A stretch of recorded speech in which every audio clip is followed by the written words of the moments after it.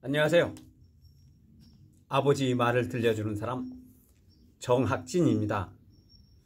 오늘이 15번째 시간이네요.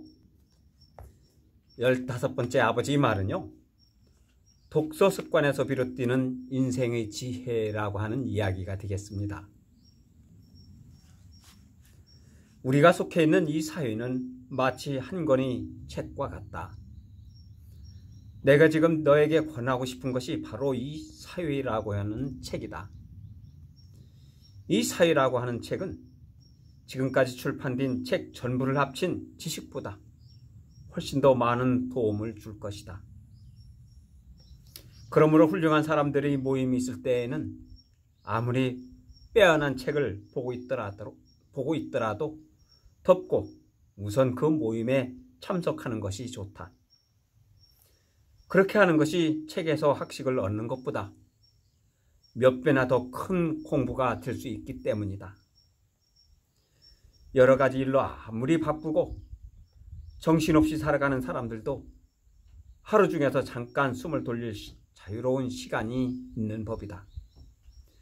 그런 시간에는 책을 읽는 일이야말로 더할 나위 없는 평안과 기쁨이라고 말하는 사람이 있을 것이다. 그 잠깐 동안의 시간을 살려 충실하게 책을 읽으려면 어떻게 읽어야 할까? 무엇보다도 시시하고 따분한 책에 시간을 뺏기는 일이 없어야 한다. 그러한 책은 달리 쓸 것이 없는 태만한 저자가 게으른 독자를 겨냥해서 대충 써낸 책이다. 이런 책은 독에도 약에도 아무 쓸모가 없으니 아예 손을 대지 않도록 하거라. 하루 가운데 얼마 안 되는 시간을 어떻게 활용하여 독서를 할 것인가를 몇 가지 요점을 통해서 이야기하고자 한다.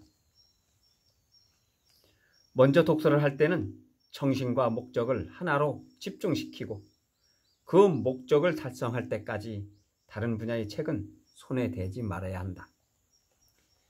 예를 들어 베스트팔렌 조약의 초점을 맞추었다고 하자. 그렇다면 그것에 관한 책 위에는 일체 손을 대지 말고 믿을 수 있는 역사서나 문서, 회고록, 문헌 등을 순차적으로 읽고 비교하는 것이 바람직하다. 그렇다고 이런 종류의 연구에 몇 시간이나 소비하라고 말하는 것은 아니다.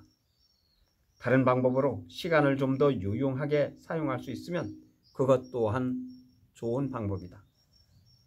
다만 같은 독서를 할 때는 한꺼번에 몇 가지 테마를 추구하는 것보다 한 가지로 압축해서 체계적으로 구축하는 쪽이 능률적이라고 생각할 수 있다. 여러 가지 책을 읽다 보면 그 내용이 서로 상반되거나 모순되는 내용도 있을 것이다. 그럴 때는 그와 유사한 책을 참고로 하는 것이 좋다. 그것이 문제의 핵심을 벗어나는 것이 아니라 오히려 내용을 더 명확하게 파악할 수 있는 방법이기 때문이다. 예를 들어 책을 읽어도 내용이 전혀 머릿속에 들어오지 않을 경우가 있다. 이럴 때는 그와 관련된 다른 책을 읽거나 남들로부터 이야기를 듣는다면 책만으로 입체적으로 파악하지 못했던 일들이 저절로 머릿속에 들어오기 마련이다. 그렇게 해서 얻은 지식이 의외로 완벽하다는 점이다.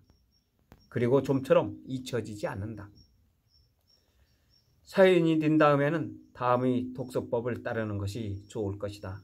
먼저 사회의 첫걸음을 내질 때에는 많은 책을 읽는 것보다 여러 계층의 사람들과 다양한 이야기를 나눔으로써 정보를 수집하는 편이 낫다.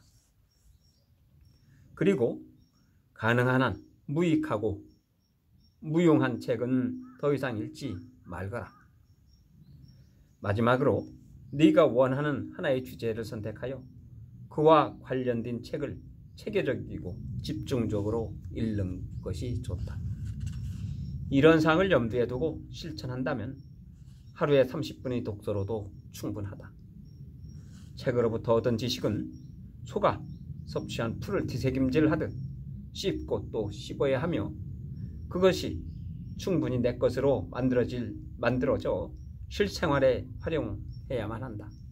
그것이 바로 참된 지혜다. 오늘 아버지 이야기는 여기까지입니다.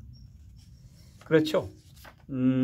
독서의 습관이 인생을 좌우한다고 늘 이 책에서 주문을 하고 있는데요.